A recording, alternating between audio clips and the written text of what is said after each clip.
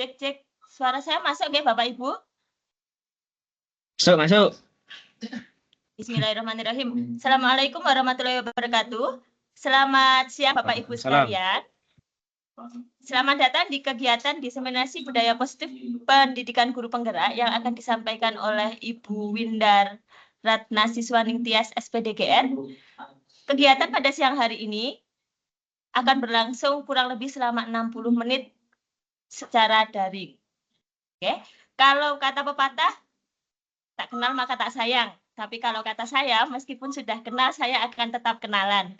Perkenalkan, saya Farah Hanum Anindita, selaku guru bimbingan dan konseling di SMP Brawijaya Smart School. Saya adalah rekan kerja dari Ibu Winda Ratna Siswaning Tias. Saya akan memoderatori kegiatan diseminasi pada siang hari ini selama 60 menit ke depan. Oke? Oke, sebelum kita memulai, sebagai pembuka, monggo saya persilahkan Bapak Muhammad Arif untuk memberikan sepatah dua patah kata sebagai pembuka kegiatan pada siang hari ini. Monggo Pak Arif. Baik, terima kasih Bu Farah. Suara saya masuk ya? Masuk Pak. Baik, Assalamualaikum warahmatullahi wabarakatuh. Yang saya hormati teman-teman SMP BSS dan juga Bu Winda selaku narasumber untuk sharing session budaya positif. Alhamdulillah kita dimudahkan untuk bisa berkumpul di ruangan ini, dan sekali lagi ini adalah sharing session yang menurut saya membangun kesadaran kita kembali terkait budaya positif, karena budaya positif ini amatlah penting untuk membangun sebuah keyakinan dan motivasi untuk siswa, sekali lagi untuk siswa. Jadi harapan saya dengan sharing session siang ini, kita semua semakin lebih mantap, lebih percaya diri, dan lebih membiasakan diri untuk selalu menerapkan budaya positif ini di dalam kehidupan kita, di dalam kegiatan belajar mengajar maupun mungkin selama beraktivitas di sekolah. Mungkin itu aja Bu Farah, semoga dimudahkan untuk Bu Winda. Wassalamualaikum warahmatullahi wabarakatuh. Waalaikumsalam warahmatullahi wabarakatuh. Terima kasih Pak Arif. Oke, sebelum kita memulai, alangkah lebih baiknya jika sebelum materi diberikan, kita mulai dengan doa. Okay, agar apa yang kita dapatkan hari ini bisa menjadi berkah untuk kita semua. Okay? Monggo kita baca bismillah bersama-sama. Bismillahirrahmanirrahim. Okay. Masuk ke acara inti, yaitu adalah pemaparan materi budaya positif yang akan disampaikan oleh Bu Winda. Monggo, tempat dan waktu saya persilahkan. Siap, terima kasih Bu Farah. Suara saya terdengar jelas nggih Bapak Ibu? Jelas Bu Winda. Jelas sekali. Alhamdulillah. Assalamualaikum warahmatullahi wabarakatuh. Waalaikumsalam. Assalamualaikum warahmatullahi wabarakatuh. Selamat siang Bapak Ibu. Selamat siang Bu Winda. Selamat Bagaimana siang. kabarnya? Alhamdulillah sehat. Sehat, senang, sentausa nggih. Alhamdulillah. Baik Bapak Ibu, kira-kira ini video saya kelihatan nggak di situ muka saya yang cantik ini? Masya Allah, tabarakallah. Jelas Bu. Jelas ya? Kira-kira gerakan saya jelas nggak Bapak Ibu? Kurang mundur sedikit Bu Winda, terlalu dekat dengan layar. Aduh, terlalu mundur saya nih. Nanti bentur sama. Sudah jelas? Sampun. Iya betul. Oke. Bapak Ibu, sebelum kita memulai kegiatan hari ini, kita tepuk semangat dulu, nggih. Kalau saya bilang tepuk semangat, semangat. Oh, ini masih dicontohkan. Bisa nggih Bapak Ibu nggih? Kita mulai bersama-sama, semuanya harus semangat meskipun siang yang sangat cerah ini. Kita semua harus on cam dulu ya Bu Winda. Oh iya, on cam dulu. Biar nanti saya absen ini yang nggak kelihatan ini yang mana ini. Oke, kita mulai ya Bapak Ibu. Tepuk semangat.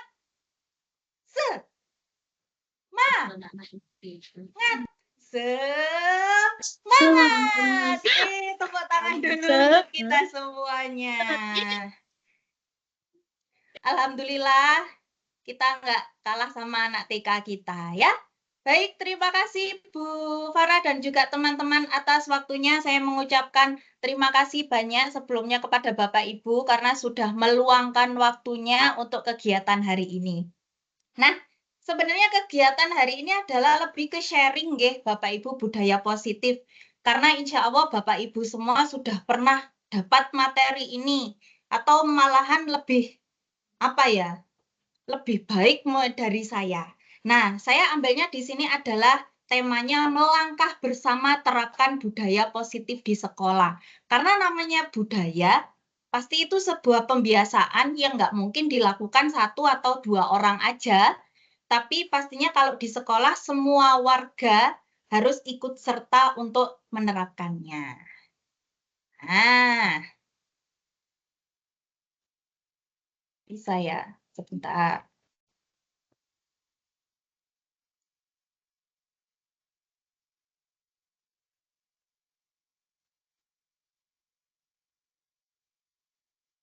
Bentar Bapak Ibu agak nge-lag ini kayaknya.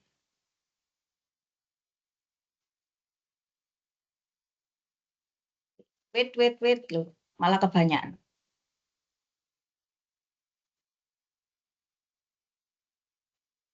Nah, ini saya mau buat kesepakatan kelas dulu, nggih, Bapak Ibu. Yang pertama, mohon bantuan nanti untuk bisa mengaktifkan kamera, nggih, karena mohon maaf ini untuk meetingnya kami rekam, nggih. Kemudian mic bisa dimatikan jika tidak berbicara.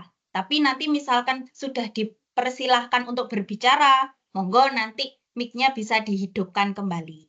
Kemudian jika ingin bertanya atau menyampaikan sesuatu, silahkan tekan raise hand, nggih, Bapak Ibu.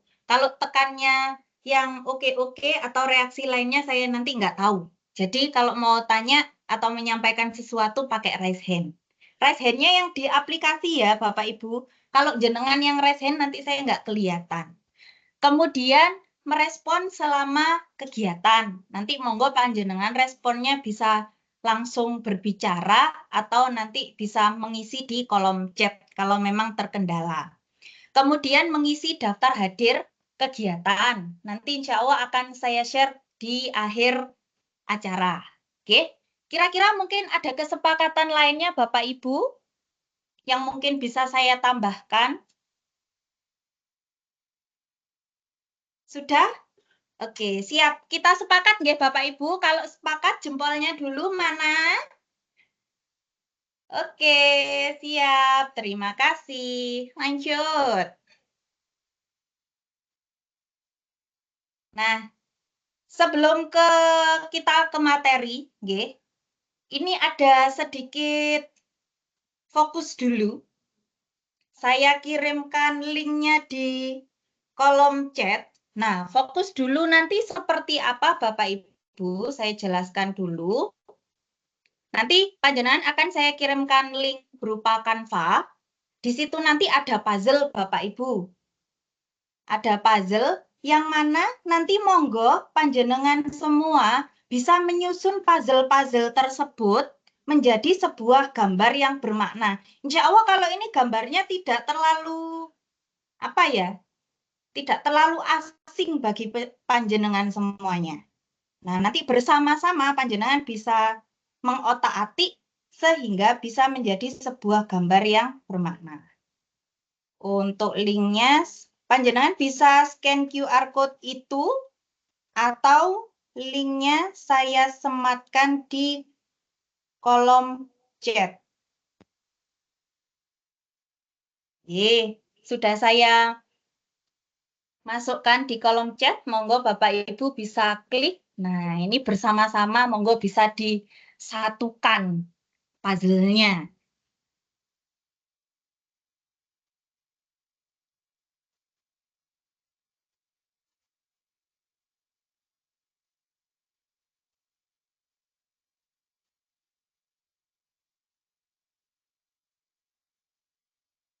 Oke, ada yang sudah mulai mengatik-atik loh. Ada Bu Maya, ada Pak Umar, ada Pak Arif, ada Bu Fau. Wah, banyak sekali. Terima kasih Bapak Ibu. Siapa? Aku gak iya suratnya ya Kak Isa. Bu Winda, kok saya nggak bisa ya? Bu Farah nggak Saya bisa. juga nggak bisa, Aduh, Bu Winda. kasihan. Saya juga nggak bisa obrolan. Bu Jenny juga nggak bisa. Obrolanku nggak sering. Saya dulu yang belum bisa. Oke, kalau nggak bisa mungkin yang bisa dulu saja, tidak apa-apa. Titip nggih Bapak Ibu. Nitip atas nama Bu Farah, Bu Nurul. Loh, ini siapa ya namanya kuda ini ya? Oh, kira itu siapa? Saya baru tahu ada yang namanya kuda.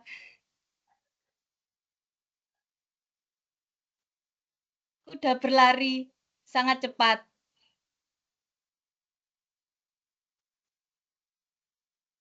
Oke, kayaknya sudah hampir selesai. Yeay. Tepuk tangannya dulu dong, Bapak Ibu. Jadi, Good job. Nah, Bapak Ibu, ini foto apa ya? tempat kerja, Bu. Iya, tempat kerja. Betul. Ini SMP BSS tempat kerja kita. Oke, alhamdulillah. Terima kasih Pak Ervan sudah menengahkan. Tempat kita sehari-hari nggih, Senin sampai Jumat, insya Allah kadang-kadang ya Sabtu sampai Minggu. Nggih. Terima kasih Bapak Ibu semuanya. Nah, ini sudah fokus dulu. Semuanya sudah ikut sertain tadi. Terima kasih Bapak Ibu. Nah, sekarang setelah kita tadi buat puzzle, kita kembali lagi ke sini. Nggak kemana-mana. Saya tampilkan dulu.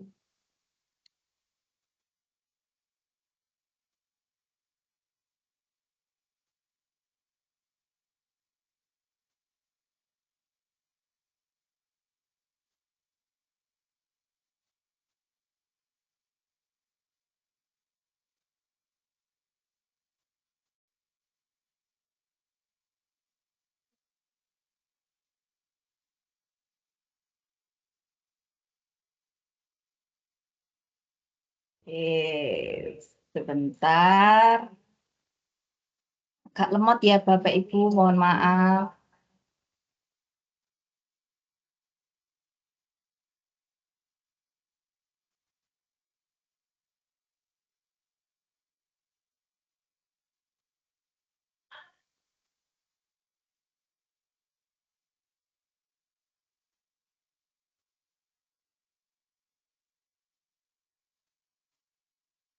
Ingat ini. Ingat ini. Suaranya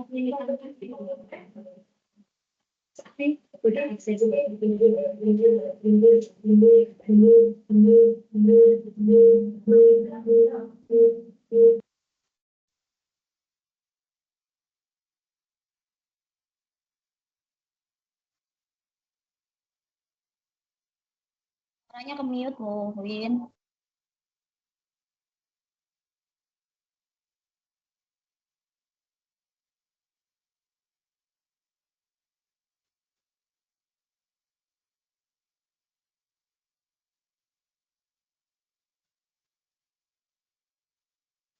Maaf, suaranya ke-mute, Bu Win.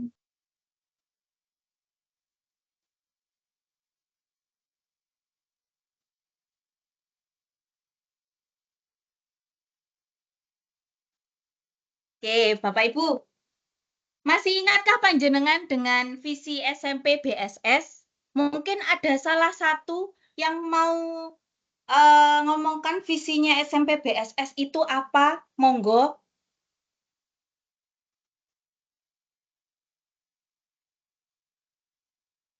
Visi SMP BSS yang insya Allah sudah kita omongkan setiap pagi, nggih, Bapak Ibu.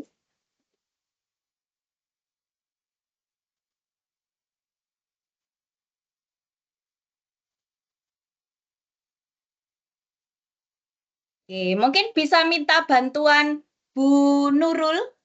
Mungkin visinya SMP BSS itu apa, Bu Nurul?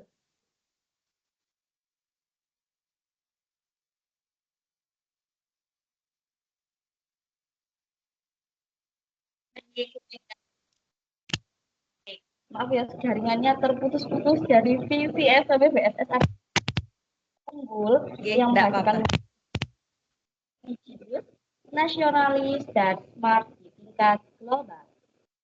Oke, terima kasih untuk Bu Nurul. Bu Nurul, aplaus dulu buat Bu Nurul dong. Oke, visi kita menjadi sekolah unggul yang menghasilkan lulusan berkarakter religius, nasionalis, dan smart di tingkat global. Nah, kira-kira kalau dari visi kita tadi di SMP BSS itu kita mengutamakan murid yang seperti apa sih Bapak Ibu? Mungkin bisa di-share di kolom chat, nggih. Mau murid yang seperti apa sih sebenarnya di SMP BSS itu atau mengutamakan murid yang seperti apa nanti lulusannya? Oke, kata Pak Juni berkarakter. Siswa yang cerdas berkarakter. Religius, oke. Ya, dari teman-teman kalau kita lihat semuanya ini tadi, nggih, semuanya memang mengarah ke karakternya. Betul kata Bu Dwi, karakter religius, kata Bu Devita, smart di tingkat global. Sesuai visi kita. Nah, Bapak Ibu, kalau sesuai visi kita, kemudian yang kita kedepankan adalah karakter kita, menurut panjenengan, agar karakter ini bisa timbul di anak-anak, apa sih yang harus kita lakukan atau bagaimana mewujudkannya? Kalau menurut panjenengan, seperti apa? Nah, kalau yang saya tampilkan ini adalah hasil diskusi visi dan prakarsa perubahan yang saya lakukan beberapa waktu yang lalu, yang mana hampir sama seperti Bapak Ibu, jawaban Bapak Ibu, nggih, yang memang diutamakan adalah karakternya. Nggih, kata Bu Dwi yang perlu adalah pembiasaan. Kalau dari Bapak Ibu yang lain pripun? Perlu adanya pembiasaan supaya anak-anak memiliki karakter yang baik. Oke. Nah, untuk pembiasaan itu pastinya akan ada pembiasaan-pembiasaan positif nggih Bapak Ibu yang harus dilakukan setiap hari. Mungkin tidak hanya dilakukan oleh satu atau dua Bapak Ibu guru atau satu atau dua anak saja, melainkan juga semua warga sekolah. Nah, makanya di sini saya mengambil yang namanya budaya positif. Karena bentuk pembiasaan itu kan biasanya bahasa kerennya, nggih, yaitu sebuah budaya. Kemudian positif adalah suatu hal yang baik karena kita akan menanamkan karakter yang baik untuk anak-anak.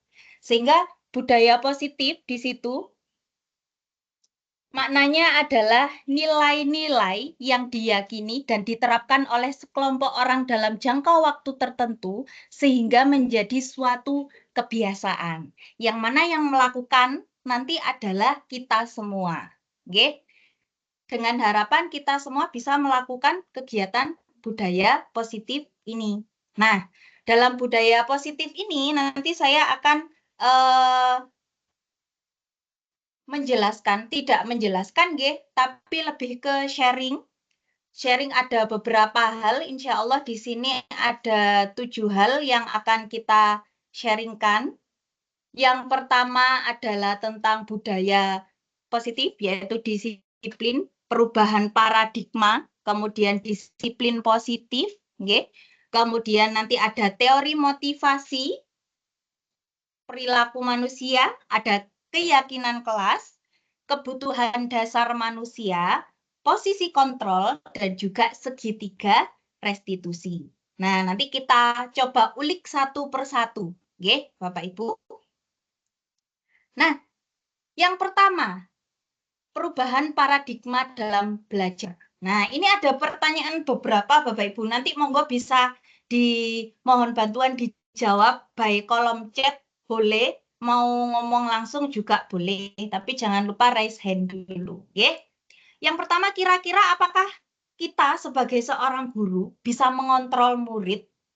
Kemudian, apakah semua penguatan positif efektif itu dapat bermanfaat? Dan juga, apakah kritik dan membuat orang merasa bersalah dapat menguatkan karakter? Dan apakah orang dewasa memiliki hak untuk memaksa? Dari keempat pertanyaan ini, Bapak Ibu, monggo mungkin salah satunya bisa dijawab, bisa di kolom chat atau panjenengan raise hand langsung. Nah, kira-kira kita sebagai guru ini bisa nggak sih mengontrol murid?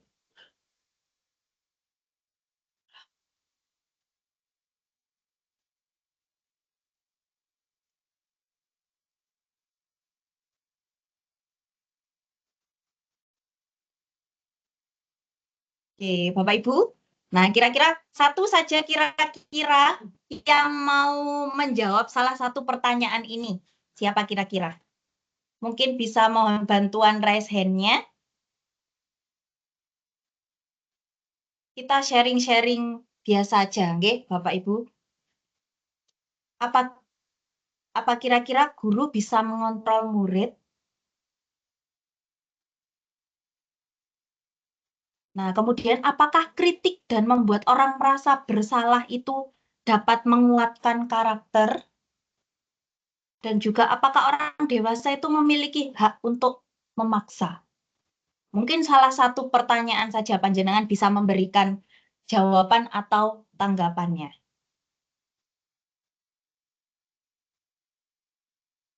Oke, Bu Dwi, monggo silakan Bu Dwi. Baik, terima kasih Bu Winda atas waktunya. Saya tertarik dengan apakah suara saya bisa diterima? Bisa. Halo? Oke. Apakah kita bisa mengontrol murid? Kalau menurut saya untuk mengontrol itu sepertinya tidak bisa, karena kalau alat kontrol itu kan pastinya hal yang rutin ya, kontrol itu hal yang rutin seperti itu. Kalau menurut saya tidak bisa, terutama pada, kan yang kita bahas adalah perilaku, terutama pada perilaku sepertinya tidak bisa mengontrol, tetapi selayang pandang ketika ada hal yang kurang pas, itu kita bisa mengarahkan. Kalau menurut saya seperti itu. Jadi kesimpulannya kontrol itu tidak bisa. Kemudian pertanyaan yang kedua tadi, apakah menjatuhkan mental itu Bu Winda?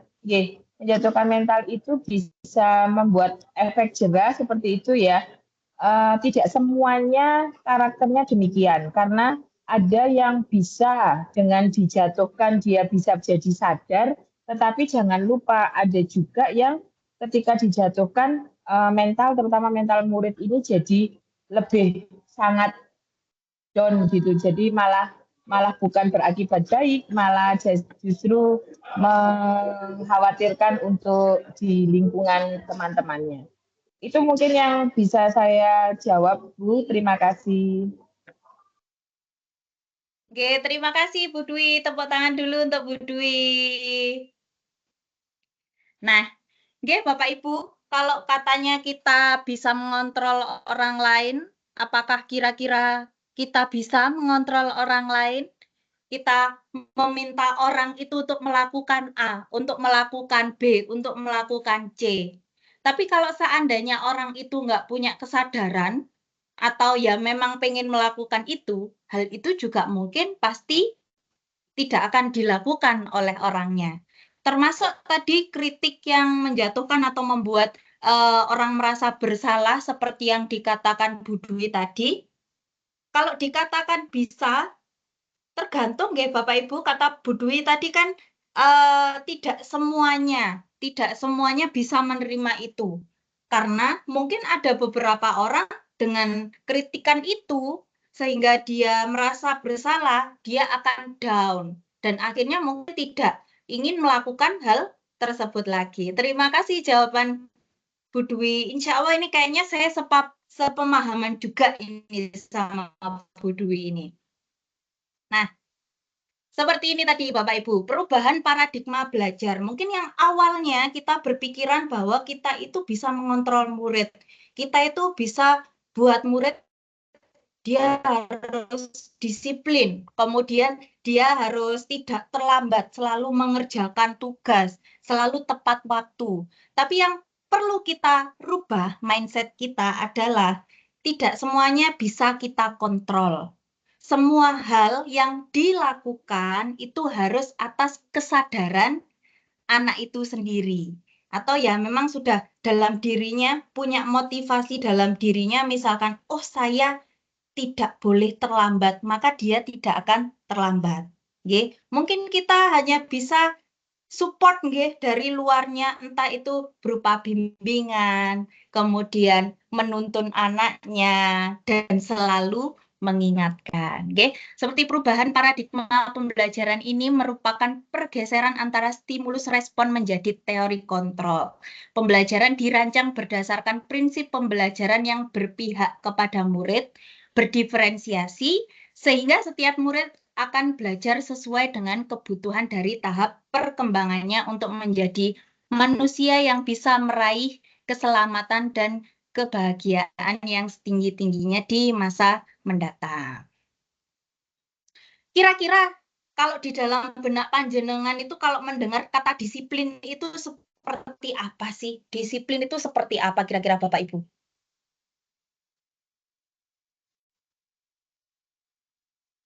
Mungkin Pak Juni bisa membantu menjawab.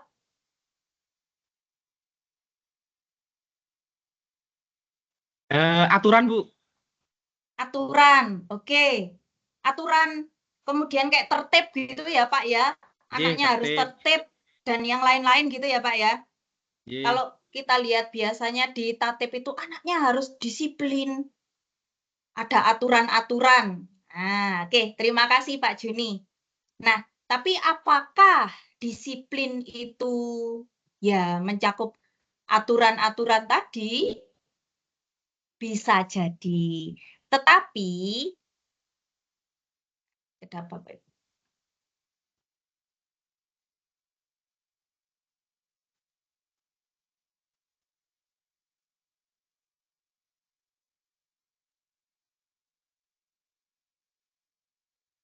Nah, ini Bapak Ibu. Kita masuk yang disiplin positif. Kita sudah masuk katanya Pak Juni tadi disiplin pasti berhubungan sama kayak aturan-aturan. Anaknya harus tertib dan yang lain sebagainya. Di sini Ki Hajar Dewantoro menyatakan bahwa untuk mencapai kemerdekaan atau dalam konteks pendidikan kita saat ini, untuk menciptakan murid yang merdeka, syarat utamanya adalah harus ada disiplin yang kuat.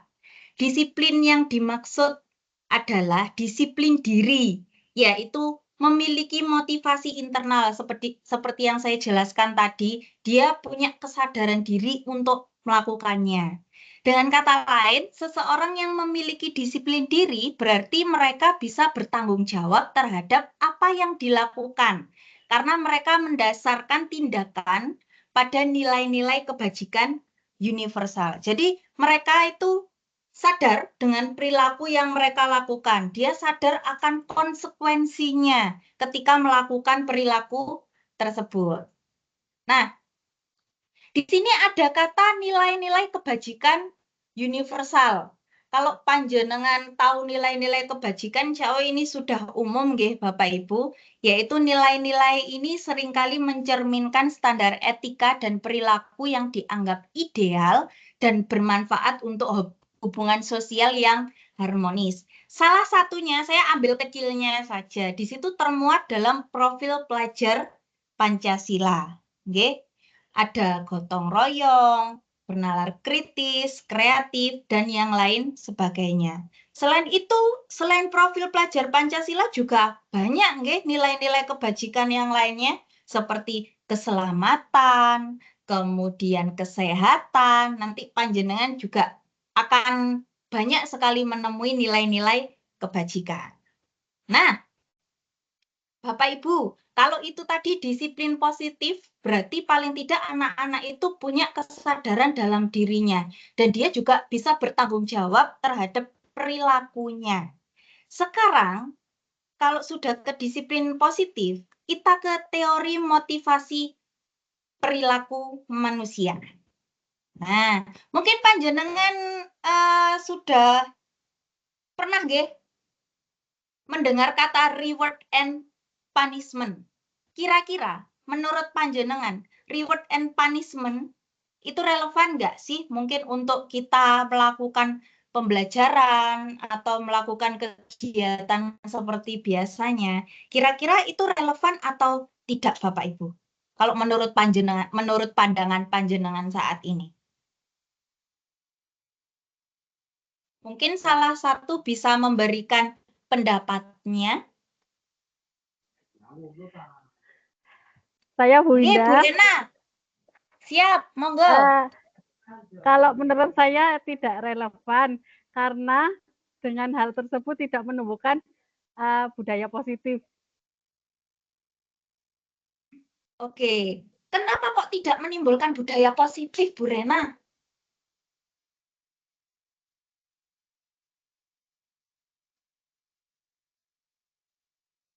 Karena berasal dari motivasi eksternal Bu Indah, jadi tidak dalam dirinya sendiri gitu. Oke, amazing sekali Bu Rena. Love buat Bu Rena ya.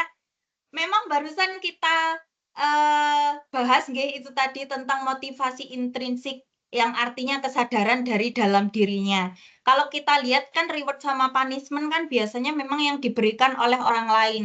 Kadang kita iming-imingi hadiah nggih, atau kalau misalkan tidak melakukan nanti kena punishment, misalkan disuruh piket selama seminggu atau seperti apa. Nah, ini untuk dampak reward nggih, atau penghargaan yang sebenarnya kalau kita lihat itu banyak terjadi, umum terjadi karena saya sendiri juga pernah melakukannya.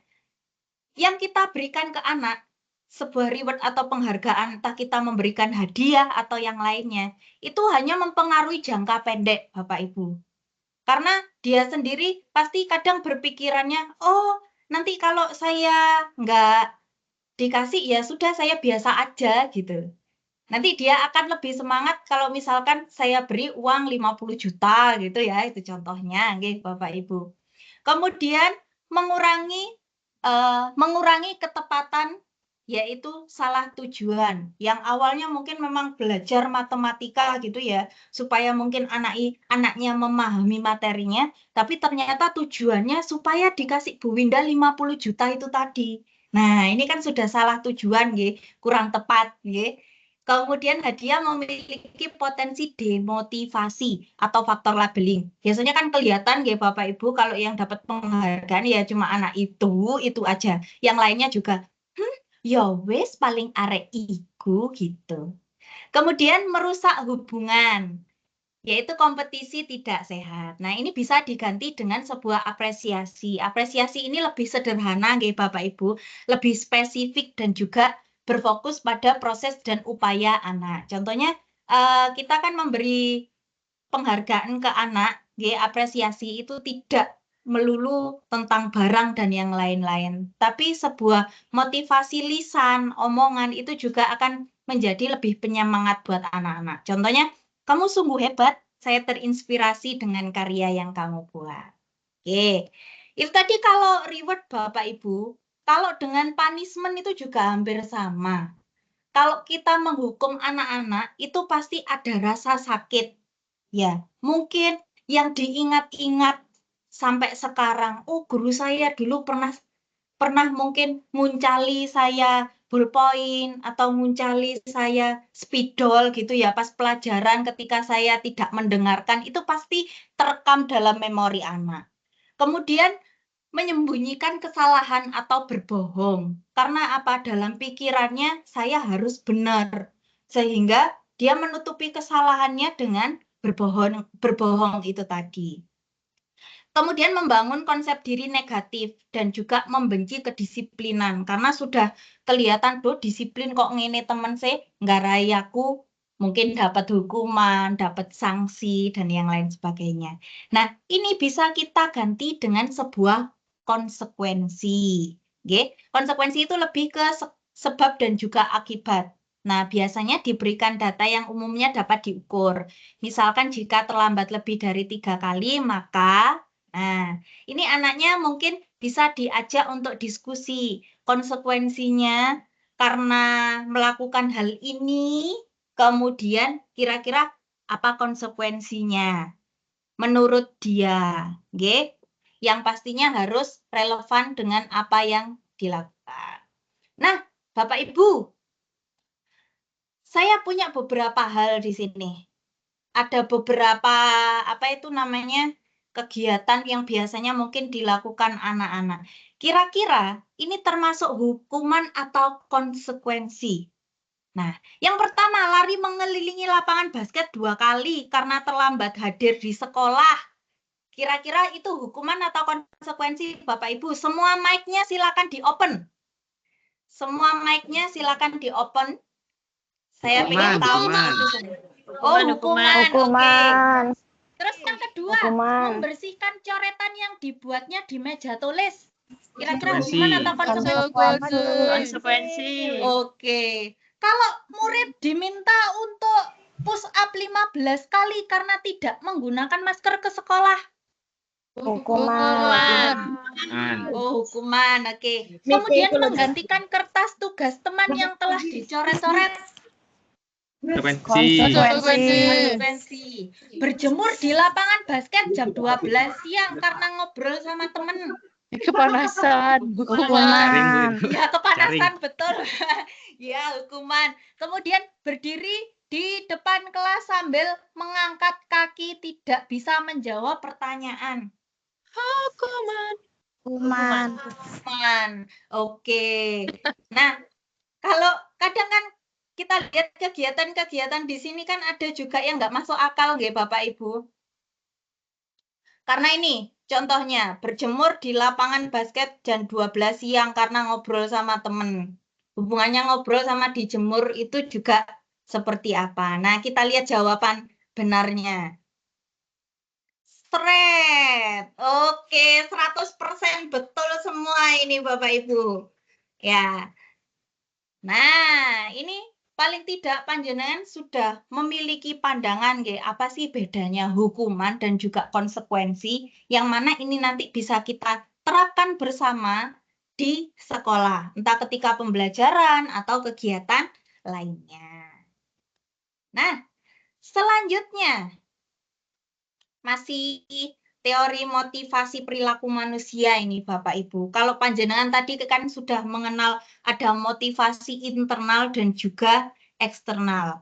Ini ada Diana Gosen dalam bukunya Restructuring School Discipline menyatakan ada 3 motivasi perilaku manusia. Yang pertama, untuk menghindari ketidaknyamanan atau hukuman. Kemudian yang kedua, untuk mendapatkan imbalan atau penghargaan.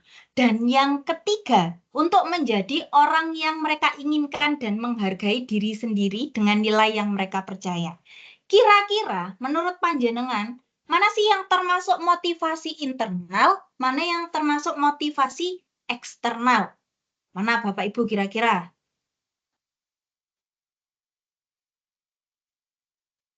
Mana yang termasuk internal, mana yang termasuk eksternal? Mungkin Pak Ervan bisa membantu menjawab. Oh, Bu Farah, angkat tangan. Monggo Bu Farah. Nomor 1 sama 2 itu eksternal, nomor 3 itu internal. Oke, 1, 2 eksternal, nomor 3 internal. Apakah benar? Kita lihat jejeng-jejeng.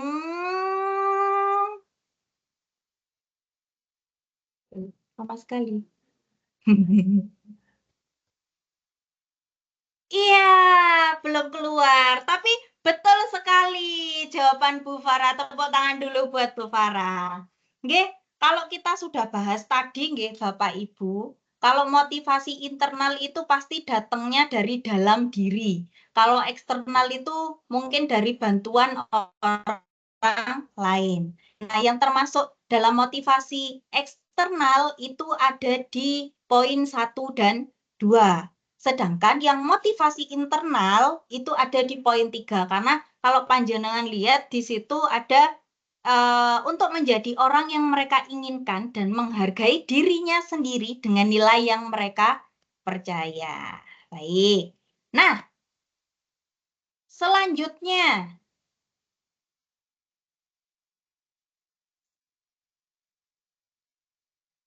ini ada beberapa pertanyaan Bapak Ibu. Saya ini ada menanyakan suatu hal.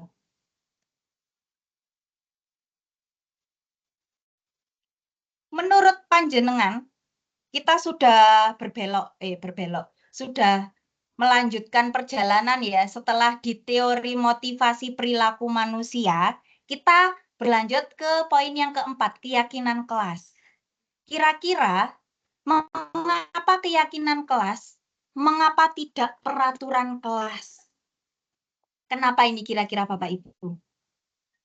Kenapa kok keyakinan kelas? Kenapa kok tidak peraturan kelas? Ada yang mungkin bisa bantu menjawab, Bapak Ibu? Kenapa sih kok keyakinan? Kenapa kok nggak peraturan aja?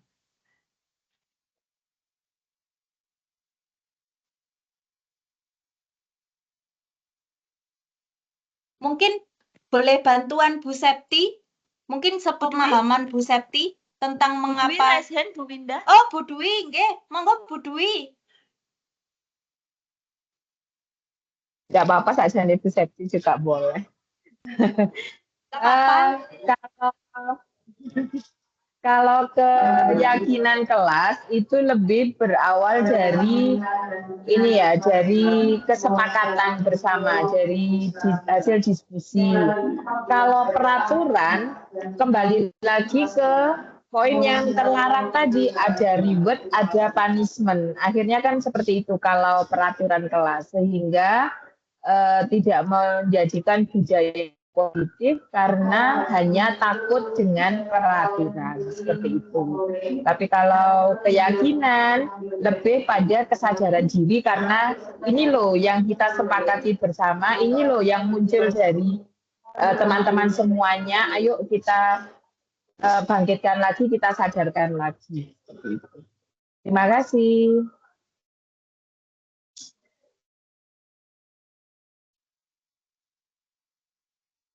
Baik.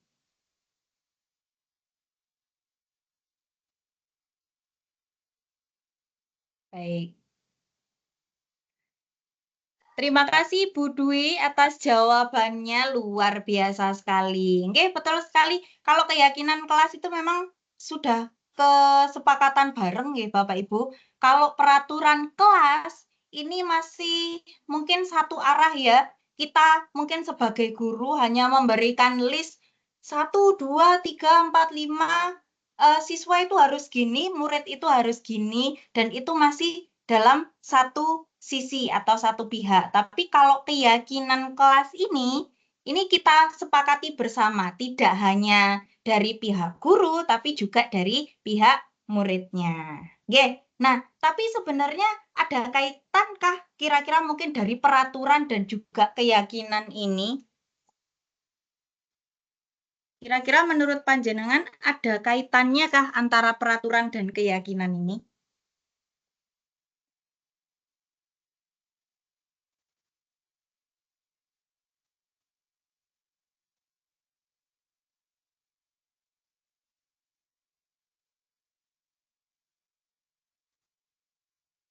Oke.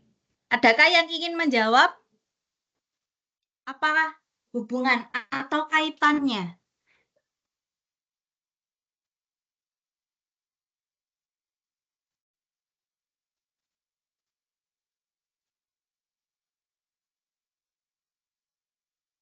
Oke, Bapak Ibu, mungkin saya berikan gambaran dulu.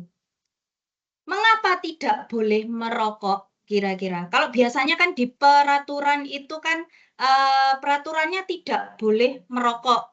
Ngaten nggih? kenapa kok tidak boleh merokok? Ternyata dalam peraturan tersebut ada sebuah nilai-nilai yang perlu diyakini, yaitu tentang alasan kesehatan. Nah, alasan kesehatan inilah yang disebut sebagai suatu keyakinan, yaitu nilai-nilai kebajikan universal. Yang mana nilai-nilai ini juga harus bisa diterapkan oleh anak-anak, supaya anak-anak sendiri juga punya kesadaran bahwa kesehatan itu nomor 1. Nah, seperti pertanyaan saya tadi, apa kaitannya antara peraturan dengan kesepakatan keyakinan kelas? Kira-kira mulai ada kaitannya kah Bapak Ibu? Mungkin yang sudah melakukan kesepakatan kelas, insya Allah itu kan sudah pernah diterapkan. Paling tidak ada hubungannya nih kira-kira antara peraturan dan kesepakatan kelas. Nah, sebenarnya kaitan antara peraturan dan kesepakatan, jadi ketika kita membuat sebuah kesepakatan, itu memang awalnya dari peraturan kelas. Peraturan kelas, mungkin peraturan sekolah, kita identifikasi sehingga sedemikian rupa itu nanti akan menjadi sebuah kesepakatan keyakinan kelas yang akan kita sharingkan selanjutnya. Nah, ini Bapak Ibu, karakteristik dari keyakinan kelas atau keyakinan sekolah. Yang pertama, dia lebih rinci dan konkret, berupa pernyataan-pernyataan universal, dibuat dalam bentuk kalimat positif, tidak terlalu banyak sehingga mudah diingat. Kemudian dapat diterapkan di lingkungan tersebut, karena pasti setiap kesepakatan antara mungkin kelas A dan kelas B itu pasti beda, karena mungkin karakteristik muridnya juga beda, yang dibutuhkan juga beda. Semua warga kelas ikut berkontribusi, jadi nggak cuma 1 atau 2 anak saja, tapi semuanya juga ikut. Kemudian meninjau kembali keyakinan kelas dari waktu ke waktu. Jadi fleksibel nggih, Bapak Ibu. Jadi tidak melulu kesepakatan kelas dibuat untuk 50 tahun seperti itu. Karena fleksibel memang menurut waktunya. Kalau memang sudah harus ganti, tidak sesuai kondisi saat ini, nggih, memang harus diganti, nggih, Bapak Ibu. Nah, ini Bapak Ibu. Sebelum kita ke selanjutnya, ini saya ada pertanyaan. Semuanya wajib open mic dulu. Saya mau memberikan sebuah pertanyaan. Ini semuanya saja. Oke. Coba kita cari nilai kebajikan yang terkandung dalam kalimat berikut. Ya, nilai kebajikan itu banyak, nggih. Seperti tadi salah satunya yang ada di profil pelajar Pancasila. Kemudian ada keselamatan, kemudian kesehatan, dan yang lain sebagainya. Coba sekarang yang nomor pertama, kembalikan barang ke tempatnya. Kira-kira nilai apa, nggih, yang terkandung di situ? Renta. Oke. Kemudian yang kedua, hadir di sekolah 10 menit sebelum pembelajaran dimulai. Apa ini kira-kira Bapak Ibu? Disiplin. Disiplin. Baik. Yang ketiga, dilarang menggunakan narkoboy. Kesehatan. Kesehatan. Kemudian bergantian atau menunggu giliran berjalan di kelas, atau yang bergantian menunggu giliran apa Bapak Ibu kira-kira? Antri. Keadilan. Keadilan. Keadilan bagi nusa dan bangsa, ngoten nggih. Kemudian berjalan di kelas dan koridor. Pak Erwan. Apa ya? Kerapian. Kerapian. Oke, berjalan tidak lompat-lompat nggih. Apalagi golong-golong di koridor. Nah, kita lihat kunci jawabannya. Nilai apa saja yang terkandung di situ, Bapak Ibu? Nah, ini. Kembalikan barang ke tempatnya, di situ ada nilai tanggung jawab. Kemudian hadir di sekolah 10 menit sebelum pembelajaran dimulai, ada komitmen. Dilarang menggunakan narkoba, ya, kesehatan pasti ya. Kemudian bergantian dan menunggu giliran, itu dia termasuk nilai empati dan berjalan di kelas dan koridor, yaitu untuk keamanan dan keselamatan. Karena kalau dia sambil gulung-gulung kan juga tidak selamat juga, nggih, Bapak Ibu. Nah, itu adalah nilai-nilai kebajikan. Kemudian kita tadi sudah tahu nilai-nilai kebajikan seperti apa. Sekarang masuk bagaimana langkah pembentukan kesepakatan keyakinan kelas. Yang pertama kita bisa menggali kembali peraturan. Mungkin yang di sekolah itu ada peraturan apa saja sih? Jadi seperti yang tadi ya, ada kaitannya antara peraturan dan juga keyakinan kelas. Kita awal dari peraturan dulu, kita identifikasi, kemudian kita bisa buat beberapa peraturan yang mungkin kalimatnya masih negatif, itu bisa menjadi positif. Nggih, Bapak Ibu. Setelah menjadi kalimat positif, coba kita lihat nilai-nilai yang ada di situ. Nilai apa saja yang memang ingin kita terapkan bersama mungkin dalam satu kelas. Setelah itu, menyepakati keyakinan kelas. Dari beberapa mungkin kalimat positif yang kita jabarkan nilainya di apa saja, kemudian dan juga beberapa keyakinan yang sudah dibuat dari nilai-nilai yang sudah ada, kita pilih beberapa saja nggih Bapak Ibu seperti karakteristik keyakinan kelas tadi, yang mana sudah disepakati bersama. Kalau sudah disepakati bersama, biasanya bisa dituliskan dalam selembar kertas, nggih. Kalau sudah dituliskan biasanya bisa ditempel di kelas sebagai pengingat. Seperti itu.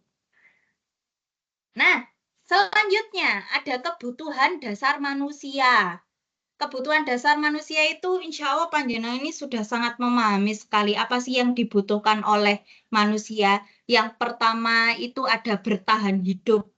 Terkait makan, pakaian, atau sandang, pangan, dan juga papan. Kemudian ada kebebasan, yaitu setiap manusia itu pasti ingin suatu adanya kebebasan, biasanya seperti bermain, humor, antusiasme, dan yang lain sebagainya. Kemudian rasa kasih sayang dan diterima, yang mana dia juga pengen dipedulikan, pengen berbagi sama temennya, pengen kerjasama. Dan juga ada penguasaan, yang mana dia itu pengen juga diakui, didengar, mungkin terkait prestasi-prestasi yang sudah didapatkannya. Dan juga ada kesenangan, yaitu suka mencoba hal baru dan juga mandiri. Ini adalah 5 kebutuhan dasar manusia, Bapak Ibu. Nah, saya pengen open mic lagi nih semuanya. Saya punya pertanyaan nih. Nah, kira-kira kalau dari kebutuhan dasar tadi ada 5 ya, bertahan hidup, kebebasan, dan yang lainnya. Tindakan yang pertama, kalau misalkan anak bolak-balik menanyakan jam istirahat sambil pegang perut, itu kira-kira dia itu kebutuhan dasarnya apa sih Bapak Ibu? Bertahan hidup. Bertahan hidup, betul ya. Supaya tetap hidup, ini kayaknya pengen makan ini. Kemudian yang kedua, anak menginginkan dipeluk. Kasih Kasih sayang. sayang. Kasih sayang, betul. Kemudian anak ingin mempresentasikan hasil belajarnya.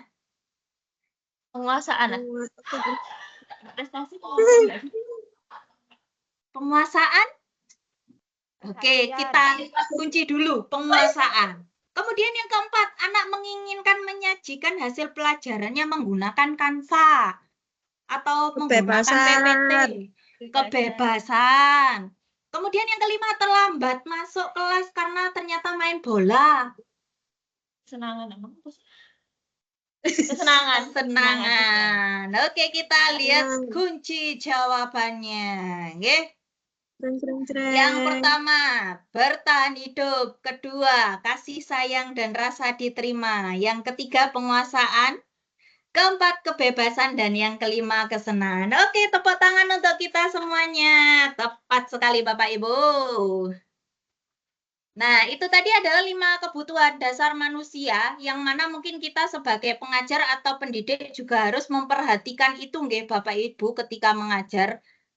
Jangan sampai anaknya lemes, kita biarin aja karena ini tugasnya belum selesai. Nah, berarti kita harus peka terhadap beberapa hal dari kebutuhan dasar. Nah, kemudian ada posisi kontrol Bapak Ibu. Nah, ada posisi kontrol itu ada 1, 2, 3, 4, 5. Ada penghukum, ada pembuat rasa bersalah, ada teman, pemantau, dan juga manajer. Dari 5 posisi kontrol ini, mereka ada ciri khasnya masing-masing. Ya, nah, ciri khasnya masing-masing seperti apa? Yang pertama, seorang penghukum. Nah, sambil kita refleksi nggih Bapak Ibu, kira-kira sekarang kita itu ada di posisi mana? Yang pertama penghukum. Seorang penghukum biasanya menggunakan hukuman fisik maupun verbal. Nah, kayak gini. Loh, lecen ah. Gak ngerjano PR iki ya apa sih? Ya wis, kamu lari-lari UB 3 kali putaran. Nah, itu. Guru-guru yang menerapkan posisi penghukum akan berkata, patuhi aturan saya atau awas. Nah, sing biasanya kelihatan kereng-kereng ini ya. Hati-hati guys Bapak Ibu. Kemudian kamu selalu saja salah. Selalu, pasti selalu yang terakhir selesai. Guru seperti ini senantiasa percaya hanya ada satu cara agar pembelajaran bisa berhasil, yaitu cara dia. Jadi hanya berpikir caranya dia saja, dia tidak memikirkan hal lain yang mungkin bisa dilakukan anak itu juga. Ciri-cirinya nada suaranya tinggi, bahasa tubuhnya, waduh ini mata melotot, ya. Kemudian jari menunjuk-nunjuk dan juga menghardik. Dan hasilnya kemungkinan murid akan marah dan mendendam atau bersifat agresif. Nah, hati-hati Bapak Ibu. Nanti yang biasanya melotot-melotot, ini menunjuk-menunjuk, ini masuk penghukum loh. Hati-hati loh. Nanti anaknya kalau dendam ini gimana ini. Kemudian pembuat rasa bersalah. Pembuat rasa bersalah akan menggunakan keheningan dalam yang membuat orang lain merasa tidak nyaman, bersalah atau rendah diri. Kata-kata yang keluar dengan lembut akan seperti, Ibu sangat kecewa sekali dengan kamu. Berapa kali Bapak harus memberitahu kamu ya? Gimana coba? Kalau orang tua kamu tahu kamu berbuat begini, apa yang akan mereka pikirkan? Nah, di posisi ini murid akan memiliki penilaian diri yang buruk tentang diri mereka karena mereka akan merasa bersalah nggih Bapak Ibu, dan mereka akan berpikiran saya sudah mengecewakan mungkin Bapak Ibu guru atau orang tuanya dan mungkin orang-orang yang disayanginya. Nah, kalau ciri-cirinya nada suaranya memelas seperti yang tadi saya contohkan nggih. Ibu sangat kecewa sekali dengan kamu. Halu, sedih, bahasa tubuhnya merapat pada anak dan juga lesu. Jadi kayak mukanya itu lecek gitu nggih Bapak Ibu. Kemudian hasilnya murid akan merasa bersalah, nggih. Selanjutnya, setelah pembuat rasa bersalah ini ada teman. Kalau ini insya Allah panjenengan sudah sangat memahami. Pada guru pada posisi teman ini, dia tidak akan menyakiti murid. Ya selayaknya teman itu nggih Bapak Ibu, pasti jarang untuk akan menyakiti teman satu sama lain. Namun akan tetap berupaya mengontrol murid melalui persuasi, omongan-omongan. Mereka akan berkata, ayo bantulah demi Bapak ya. Kayak biasanya teman-temannya kalau mau minta jawaban gitu ya, nada-nadanya. Kemudian, ayo ingat, tidak bantuan Bapak selama ini. Jadi kayak mengingatkan kembali. Hal lain yang mungkin timbul adalah murid hanya akan bertindak untuk guru tertentu dan tidak untuk guru lainnya. Nah, sehingga mungkin nanti akan bergantung. Misalnya nih sama Bu Devita. Bu Devita sangat humble sekali. Bu Devita sudah selayaknya teman dengan anak-anak. Anak-anak mungkin akan melakukan hal tersebut yang dikatakan Bu Devita, tapi tidak dengan mungkin saya. Nggih, karena mungkin saya berbeda dengan Bu Devita, saya tidak terlalu humble dengan anak-anak dan yang lainnya. Tuh. Nah, ciri-cirinya nada suaranya ramah, akrab, kemudian bercanda, bahasa tubuhnya merapat pada murid, mata, dan senyum jenaka. Nah, kemudian untuk hasilnya, murid akan merasa senang dan akrab dengan guru. Bila ada masalah, dia merasa bisa mengandalkan gurunya. Nah, ini berarti akan ada ketergantungan ke panjenengan Bapak Ibu. Dan ini padahal anak-anak itu kan juga harus survive dan mereka juga harus bisa menyelesaikan permasalahannya sendiri. Kemudian ada posisi pemantau. Posisi pemantau berdasarkan pada peraturan dan konsekuensi. Pertanyaan yang biasa diajukan adalah peraturannya apa? Apa yang telah kamu lakukan? Sanksi atau konsekuensinya apa? Nah, seorang pemantau sangat mengandalkan penghitungan, catatan, data yang dapat digunakan sebagai bukti atas perilaku seseorang. Ciri-cirinya, nada suaranya datar, bahasa tubuh yang formal. Dan juga hasilnya, murid memahami konsekuensi yang harus dijalankan karena telah melanggar salah satu peraturan sekolah. Tapi murid dibuat tidak nyaman dan guru harus tetap melakukan pemantauan. Karena bisa jadi dia melakukan hal tersebut ya memang karena konsekuensinya itu, tapi dia juga masih belum bisa menyadari. Jadi harus dipantau terus. Yang terakhir, dari posisi kontrol itu ada manajer, Bapak Ibu. Jadi kalau manajer ini tidak hanya di pabrik-pabrik atau perusahaan, Bapak Ibu, tapi guru ini juga ada posisi manajer. Manajernya kalau di sekolah nggak cukup satu, kalau bisa banyak seluruhnya bisa jadi manajer. Posisi di manajer ini, guru berbuat sesuatu bersama dengan murid. Mempersilahkan murid mempertanggungjawabkan perilakunya, mendukung murid agar dapat menemukan solusi atas permasalahannya sendiri. Jadi kita mengajak murid untuk merefleksikan dirinya, apa yang sudah dilakukan, kemudian bagaimana dia bisa bertanggung jawab. Jadi dia bertanggung jawab atas perilakunya itu seperti apa, biar mereka pikirkan seperti itu. Tugas seorang manajer bukan untuk mengatur perilaku seseorang. Kita membimbing murid untuk dapat mengatur dirinya. Ciri-cirinya, nada suaranya tulus, bahasa tubuh tidak kaku, dan juga mendekat ke murid.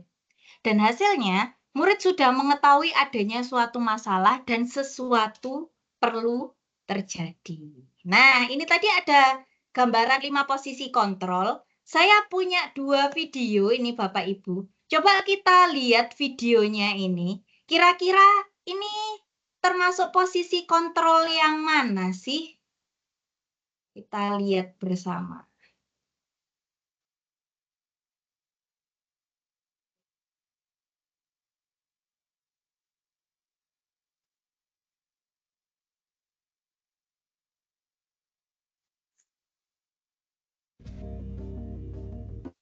Suaranya masuk Bapak Ibu?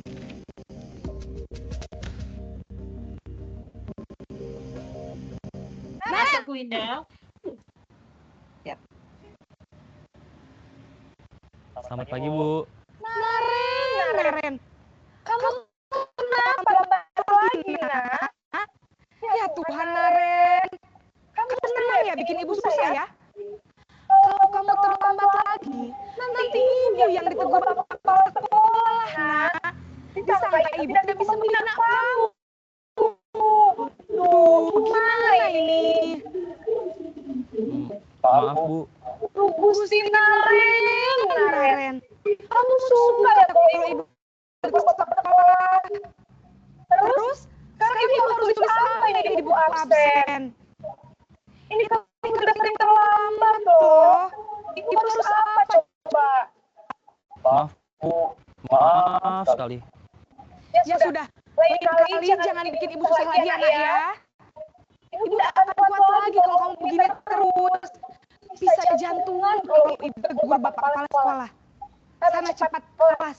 Maaf ya, Bu. Maaf sekali.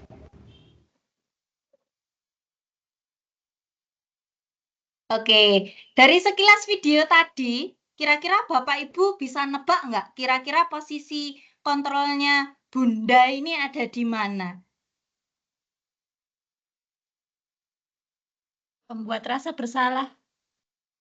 Kenapa, Bu Far? Tadi muncul kalimat berapa kali gitu kalau nggak salah di awal-awal yang membawa perasaan ibunya ke anaknya. Oke. Ya, betul sekali Bu Farah. Bisa tepuk tangan dulu buat Bu Farah.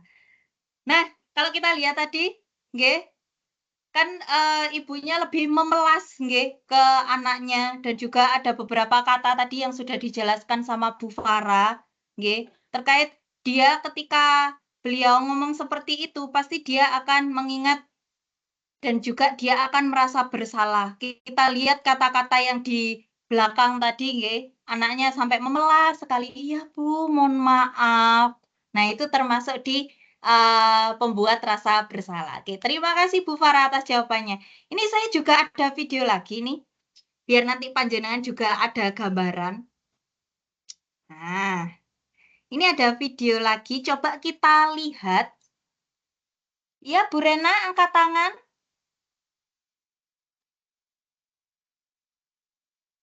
Tuh, Bu Rena angkat tangan. Mau jawab ini kayaknya, padahal videonya belum tak play. Oke, kita lihat dulu ya Bapak Ibu. Nah, ini video yang kedua.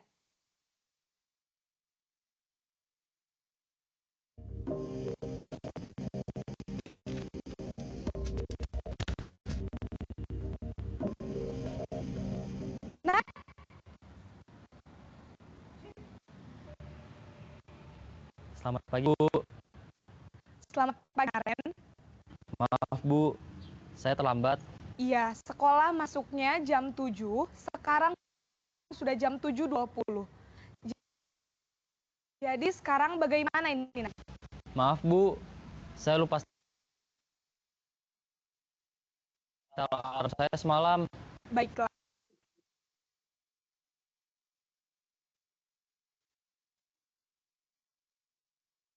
Kamu, keyakinan sekolah yang mana kamu tingkatkan? Menghargai diri sendiri dan orang lain mungkin ya, Bu. Setuju. Jadi, apakah Naren meyakini prinsip saling menghormati tersebut? Iya, Bu. Saya meyakininya. Apakah Naren bersedia memperbaiki masalah keterlambatan ini? Sedia, Bu. Bagaimana kalau akan memperbaiki masalah keterlambatan ini?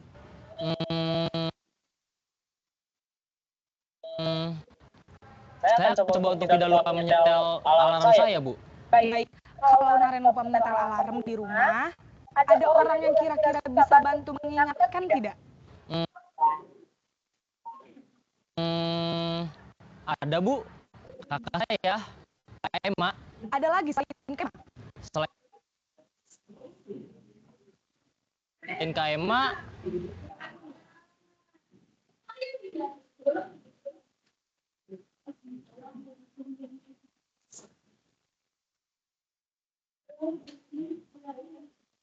ada ibu saya.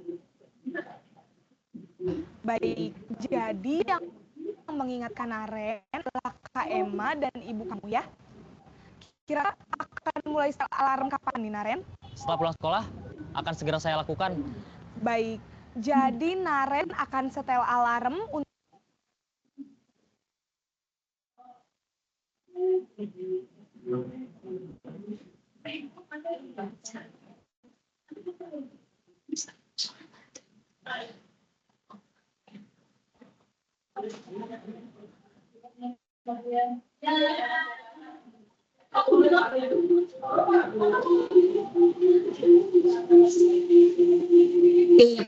Bapak Ibu, kalau videonya masih nge-lag, kira-kira dari sekilas video ini tadi, menurut Bapak Ibu, posisinya itu ada di mana kira-kira? Ada yang bisa memberikan pendapat? Manajer. Manajer. Taunya dari mana, Bu? Ya, karena mengajarkan kepada siswa bahwa apa yang sudah dilakukan harus mengetahui konsekuensinya dan mengajak siswa untuk berefleksi.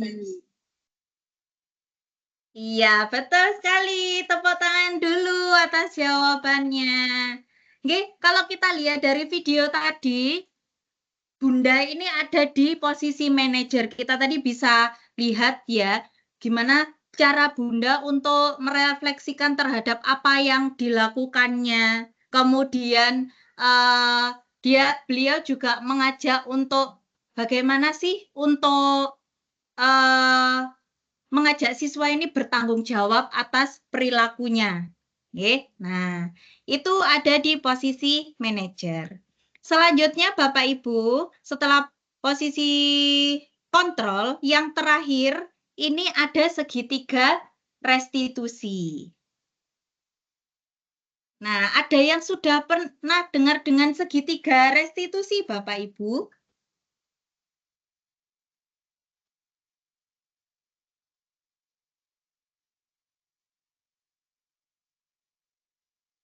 Ada yang sudah pernah dengar dengan segitiga restitusi? Apa itu? Proses menciptakan kondisi peserta didik untuk memperbaiki kesalahan mereka, Bu. Oke, siap. Tepuk tangan dulu, betul sekali. Jadi suatu proses yang mana kita mengajak mereka ya untuk memperbaiki kesalahannya. Seperti ketika kita ada di posisi manajer tadi, nggih Bapak Ibu. Nah, ketika kita ada di posisi manajer, kita kan harus bisa menjadi orang-orang yang bisa membuat sebuah proses tadi biar anaknya sadar akan perilakunya, kemudian bisa bertanggung jawab terhadap apa yang dilakukannya. Nah, ini masuk di segitiga restitusi yang mana membantu murid menjadi lebih memiliki tujuan, disiplin positif, dan memulihkan dirinya setelah berbuat salah. Penekanannya bukanlah pada bagian berperilaku untuk menyenangkan orang lain, untuk menghindari ketidaknyamanan, tapi tujuannya seperti yang kita kembali teori motivasi Diana Goosen tadi yang ketiga ya. Jadi supaya murid-murid ini menjadi orang yang menghargai nilai-nilai kebajikan yang mereka percayai. Nah, untuk langkah-langkahnya sendiri itu ada 3, nggih, Bapak Ibu. Nah, sekedap. Ini ada 3. Nah, segitiga restitusi. Ada menstabilkan identitas, validasi tindakan yang salah, dan juga menanyakan keyakinan. Untuk menstabilkan identitas, yaitu menstabilkan bahwa setiap orang pasti pernah melakukan kesalahan. Kamu bukan satu-satunya yang pernah melakukan ini. Ini adalah salah satu kata-kata yang bisa kita buat untuk menstabilkan identitas. Agar anaknya ini mungkin ketika ajak diskusi atau ngobrol, dia itu tidak tertekan Bapak Ibu. Jadi biar rileks. Kita menyadari bahwa apa yang dilakukan memang setiap orang juga pernah melakukan kesalahan. Tapi juga kan harus ada perbaikannya atau tanggung jawabnya. Okay? Kemudian ada validasi tindakan yang salah. Yang mana suatu hal itu dilakukan pasti ada tujuannya. Atau dia memenuhi kebutuhan dasarnya tadi. Okay? Tidak mungkin sepenuhnya 100% salah. Berarti kan di situ ada beberapa hal yang memang harus kita maklumi. Nah, itu ada kata-kata yang bisa kita pakai yaitu kamu tentunya punya alasan mengapa melakukannya. Kemudian, adakah cara yang lebih efektif untuk mendapatkan apa yang kamu butuhkan? Kemudian yang terakhir yaitu menanyakan keyakinan. Jadi kita panggil kembali keyakinan yang ada di dirinya bahwa kamu itu meyakini apa sih? Jadi orang itu harus gimana sih? Atau mungkin kata-kata yang bisa kita ajukan adalah keyakinan kelas apa yang telah kita sepakati. Oke, karena kita di awal sudah melakukan kesepakatan keyakinan kelas. Kemudian kamu ingin menjadi orang seperti apa? Nah, untuk contohnya saya ini ada video, cukup dilihat saja Bapak Ibu. Ini adalah langkah-langkah restitusi yang coba saya lakukan. Nanti mau bisa dilihat. Mohon maaf jikalau memang masih ada kurang dan yang lainnya. Di sini ada langkah-langkahnya juga. Mari kita saksikan bersama.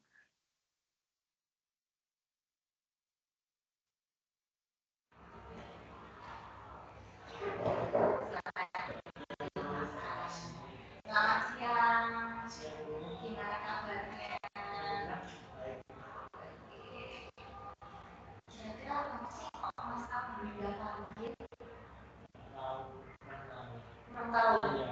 Oke, coba diingat-ingat lagi Mas Al. Tadi kan ada pelajarannya Bunda ya, pelajaran matematika ya.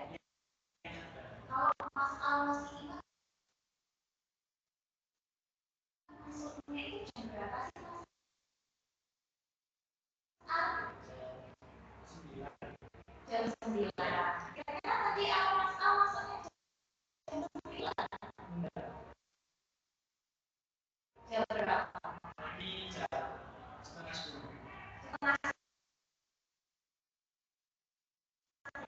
Oh, berarti lambat dong, 30 menit. Kenapa Mas Al?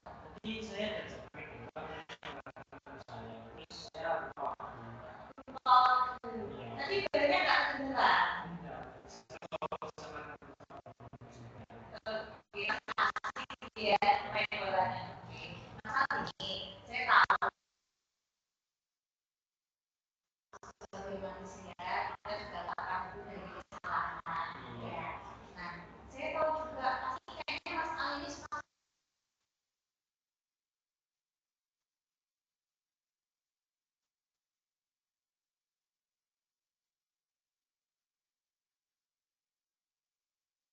bola ya. Pasti lagi asik-asiknya senang-senangnya tadi ya. Iya, betul. Tapi coba diingat lagi.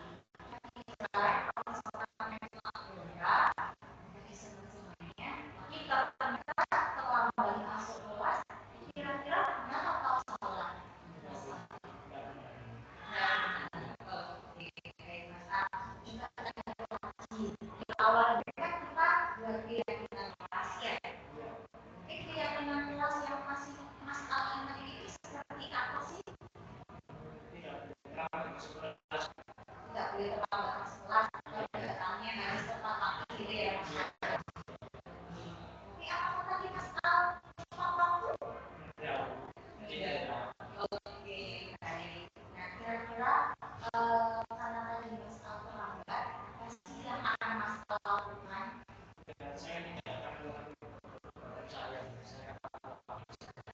Oke, akan tepat waktu masuk kelas selanjutnya ya, untuk pertemuan selanjutnya. Nah, tapi coba kita lihat lagi. Tadi Mas Al itu terlambatnya setengah jam ya. Kan juga sudah ketinggalan waktu saya setengah jam ya. Kira-kira untuk mengganti waktu tersebut?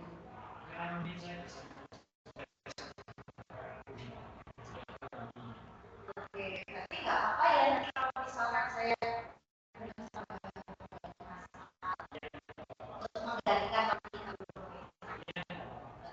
Nanti biasanya akan saya berikan Mas Al. Ya, terima kasih Mas Al. Kemudian saya minta tolong Mas Al sudah bilang untuk selanjutnya saya tidak akan terlambat.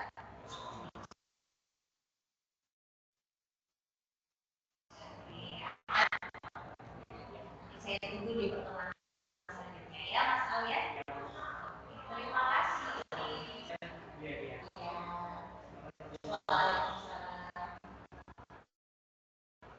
Baik, ini tadi adalah secuil video, nggih, paling tidak skenario dari segitiga restitusi. Langkah-langkahnya mulai dari yang pertama, nggih, membuka, yang mana kita harus menstabilkan identitas dulu supaya kita harus kondisikan dulu nggih ketika diskusi sama anaknya supaya anaknya rileks dulu, tidak nervous karena kalau biasanya sudah nervous, sudah ketakutan, anaknya juga tidak akan berpikiran jernih. Nggih, insya Allah itu saja Bapak Ibu materi dari saya. Mohon maaf jikalau ada kekurangan, kesalahan kata maupun perbuatan. Kira-kira apakah ada yang ingin ditanyakan Bapak Ibu?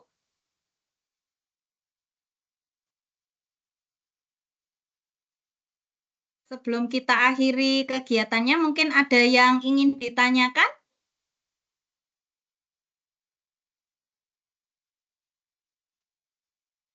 Tidak ada sepertinya, nggih. Semoga nanti yang materi yang kita sharingkan hari ini bisa bermanfaat untuk kita semuanya. Nah, mohon bantuan Bapak Ibu mungkin sebelum nanti saya kembalikan lagi ke Bu Farah, nggih. Saya mohon bantuan untuk bisa mengisi refleksi dan juga daftar hadir, nggih. Saya sematkan di kolom obrolan nggih Bapak Ibu, nanti panjenengan bisa isi untuk refleksi dan juga daftar hadirnya. Sekian dari saya mohon maaf apabila ada kata atau perilaku yang kurang berkenan. Saya akhiri dan saya kembalikan ke Bu Farah. Wassalamualaikum warahmatullahi wabarakatuh. Waalaikumsalam warahmatullahi wabarakatuh. Terima kasih banyak Bu Winda atas pemaparan materinya dan contoh yang lebih nyatanya di lapangan. Matur nuwun. Oke, dari sesi materi hari ini ada beberapa poin yang saya simpulkan. Ada sekitar 6 poin. Yang pertama adalah budaya positif adalah fondasi untuk membiasakan budaya baik. Yang kedua, dalam budaya positif, guru berperan sebagai pengontrol dengan memberikan motivasi, menjadi model, dan memberikan penguatan yang positif. Namun, keputusan tetap ada pada diri siswa. Yang ketiga, reward dan punishment hanya bersifat sementara, dan hal tersebut memungkinkan untuk mempengaruhi keharmonisan hubungan guru dan siswa, dan berpotensi pula merusak tujuan pembelajaran. Yang keempat, merdeka itu tidak lepas dari perintah, tapi juga cakap untuk memerintah diri sendiri. Dan yang terakhir, keyakinan kelas adalah salah satu bentuk budaya positif yang dibuat bersama antara guru dan siswa. Ngaten Bapak Ibu untuk kesimpulannya. Terima kasih. Sebelum kita mengakhiri kegiatan hari ini, mohon bantuan Bapak Ibu untuk bisa menyalakan kamera guna untuk mendokumentasikan kegiatan.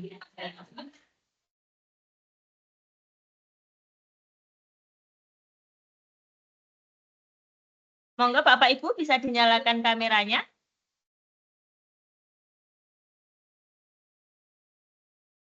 Saya inikan dulu kelas galeri. Aja sampun, saya sampun. Bu Devita masih keluar, Bu Lianita juga masih keluar. Pak Juni, Pak Ervan.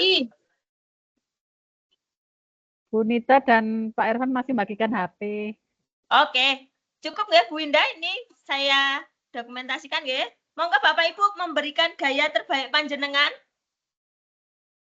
Siap ya? 1, 2, 3. Oke, ditunggu.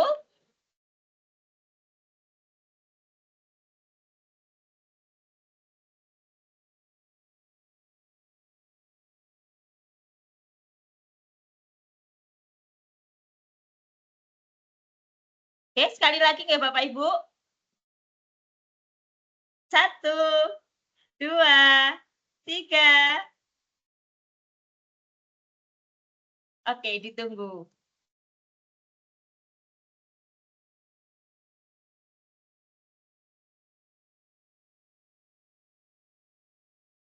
Baik, alhamdulillah sudah selesai kegiatan dan pertemuan kita pada siang hari ini. Terima kasih pada Bapak Ibu yang telah meluangkan waktu untuk bisa hadir dalam kegiatan diseminasi budaya positif pendidikan guru penggerak yang disampaikan oleh Bu Winda. Semoga apa yang kita dapat hari ini bisa menjadi berkah dan ilmu yang bermanfaat untuk kita semua. Sebagai akhir dari kegiatan ini, monggo kita baca bacaan hamdalah bersama-sama agar bisa menjadi berkah untuk kita bersama. Okay? Alhamdulillahirabbil alamin. Sekian dari saya, sekian dari Bu Winda. Saya ucapkan terima kasih. Semoga sehat selalu dan have a nice day Bapak Ibu. Wassalamualaikum warahmatullahi wabarakatuh. Matur nuwun.